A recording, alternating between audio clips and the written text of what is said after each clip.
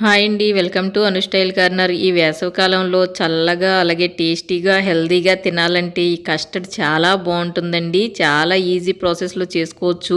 పిల్లలకైనా పెద్దవాళ్ళకైనా ఈ కస్టర్డ్ తినటం చాలా ఇష్టంగా ఉంటుందండి. వేసవికాలంలో ఎండలు మండిపోతుంటే ఆ వేడికి చల్లగా ఈ కస్టర్డ్ తింటూ ఉంటే చాలా బాగుంటుంది.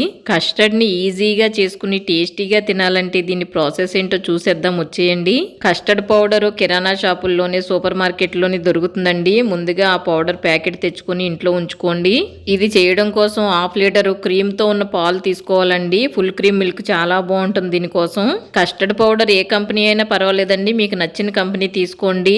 ఇప్పుడు ఫుల్ క్రీమ్ మిల్క్ ని ఇలా కడాయిలో వేసుకుని కొంచెం పాలని పక్కన పెట్టుకోండి. ఒక టీ గ్లాస్ పాలని పక్కన ఉంచుకోండి. మిగతా పాలని ఇలా కడాయిలో వేసుకుని వేడి చేసుకోవాలి. ఇప్పుడు ఒక బౌల్ తీసుకుని అందులోకి 2 టేబుల్ స్పూన్ల కస్టర్డ్ పౌడర్ వేసుకోవాలి. ఈ పౌడర్ లోకి పక్కన పెట్టుకున్న ఒక టీ గ్లాస్ పాలు వేసుకుని కలుపుకోవాలి.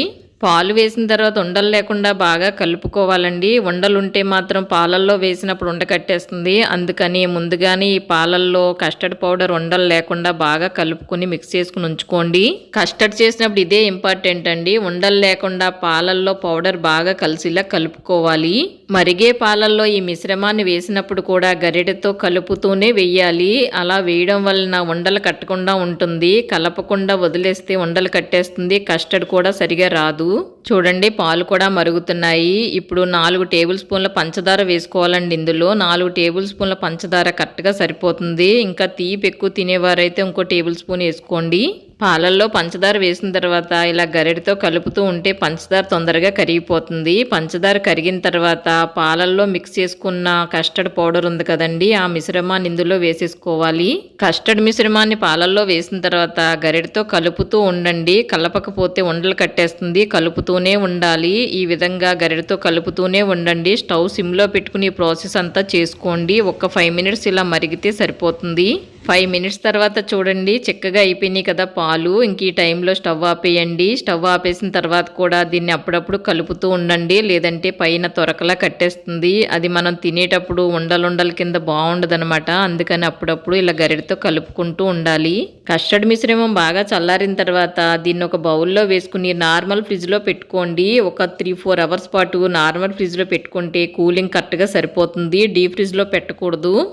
కస్టర్డ్ని 4 అవర్స్ ఫ్రిడ్జ్లో ఉంచిన తర్వాత మనకు తినాలనిపించినప్పుడు ఫ్రూట్స్ కట్ చేసి వేసుకుని తినాలండి. చూడండి మనకు నచ్చిన ఫ్రూట్స్ కట్ చేసి వేసుకోవచ్చు. నేనైతే ఇప్పుడు ఒక యాపిల్, బనానా, గ్రేప్స్ వేస్తున్నాను. దానిమ్మ గింజలు కూడా చాలా బాగుంటాయండి ఇందులో వేసుకుంటే. ఇప్పుడు ఇంట్లో అవి లేవని చెప్పి వేయట్లేదు.